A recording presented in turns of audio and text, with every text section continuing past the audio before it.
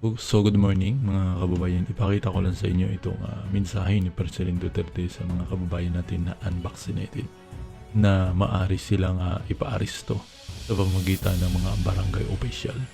Pero nilinaw naman ni President Duterte na hindi naman sila kaagad i-arestuhin kundi magkaroon ng konting papapayo kung bakit ayaw nila pabakuna. At ang sabi ni President Duterte ay ito nga hindi bakunado ng mga tao, sila daw yung nagkakalat ng virus sa mga lalawigan nila kung saang lugar at mga pamilya nila. Yun ang pahayag ni President Duterte.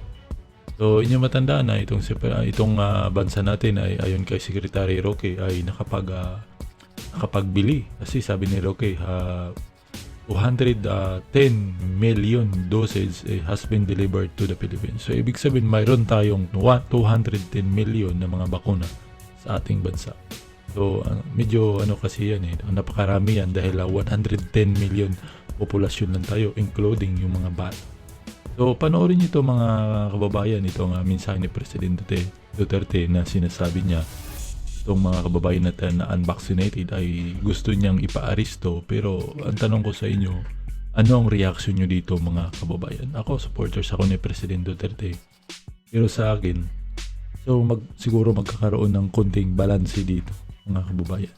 Kasi yung iba kasing unvaccinated na naintindihan ko, ang iba ayaw dahil lalo na sa part ng mga matanda, iba dahil natakot dahil nga yung iba may mga sakit na. So comment kayo ang reaction niyo dito mga kababayan sa pahayag ni President Duterte na ipapahuli niya. At sinabi niya na itong mga unvaccinated sila yung dahilan kaya kumakalat itong virus na ito. So comment mga kababayan. Oh, well, it's the basic things. It's always medical care. Medical yan. So, ang importante, medicines. Aside from that, yung prevention of people na unvaccinated would go around, baka alam na nila, hindi nila alam mayroon na sila, and they would go around, and because they are not vaccinated, if they are also contaminated, they would spread the disease among his fellow men. Kaya some lawyers saying that we cannot restrain. Ako, measures, I said the ministrant functions, I repeat, of government is to come up with measures to protect the public interest, public health, public order, public safety, and blah, blah, blah. So, in the absence of a law, yung presidente is called upon to act. And because it is a national emergency, it is my post. And goes around in the community or maybe wherever magpunta, he can be restrained. And if he refuses, then the barangay captain, being a personal authority, is empowered now to arrest the recalcitrant persons. That is in addition to the police power, the agents of a person in authority. Yun ang ano. And a person in authority, the barangay captain, can also mobilize civilians and adapt them as give them the task officially, probably written, and that converts their status from being a civilian but also a person in authority called upon to assist the persons in authority. They now become agents of a person in authority.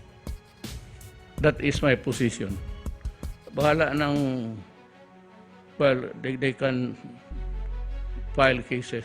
I'd be happy to answer. Sabi ko na, mayroon naman akong kaso sa ICC, di ipatong na ninyo para isang sagutan na lang pagdating ng panahon. But as I hate to see this word, pero these words, being the president, ultimately, I am responsible for the safety and well-being of every Filipino. And that is why my orders are to restrain them. Hindi naman kaagad arestuhin. Pakiusap lang. Hindi ka nagpabakuna, then you put everybody in jeopardy. You go out, you get contaminated, dalhin mo. Ngayon, por pamilya, por bahay ang contamination. Let me just read the report of this is a collected or called from the report, different reports from government. I speak to you tonight with much concern over the rising cases of new COVID-19 in the Philippines, particularly in the National Capital Region. From around 5,400 new cases on January 4, please, I repeat, from around 5,400 new cases on January 4, it went to more than 17,200 by the January 6. More than tripled in just a period of 2 days. That is how the problem is galloping in our community, in our country, and in the world. So, meanwhile, another variant has also been reported in the so-called IHU variant, which was first detected in France last November. May dadating rin ito, whether we like it or not, dadating to. And because we cannot, when a Filipino comes home, you cannot bar him from going back to his country. That's ridiculous. So we might come up with a more stricter. Total, nandiyan naman yung mga pulis. Nagbigay naman si Secretary Anyo. That should give us the guarantee that there would be no more violations of that nature. Pero yung papauwi, total, mayroon mang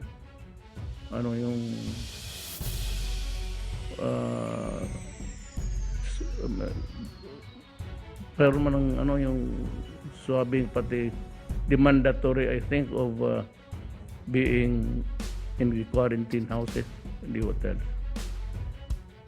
I commiserate with the problem of the hotel. I know that they really want to enforce the law also. But I said, when it comes to squabble, their powers are very limited kasi civilian. The police would be in a more a potent deterrent from persons who do not want to honor the law. Meanwhile, another variant has also been reported in the so-called corona mahirap to position that we can restrain, and that I have ordered the barangay captains, because under the law, ang barangay captain can enforce all the laws of the land within his community. That's the long and short of being a person in authority. Lahat na batas, except those reserved for some sectors, agencies, and the president, lahat, they are mandated to enforce the laws of the land, all laws within their jurisdiction, except the exemptions that's reserved for some officials or agencies. That is my position, and I continue to, I'm now giving orders to the barangay captain to look for those persons who are not vaccinated and just would request them or order them, if you may, to stay put.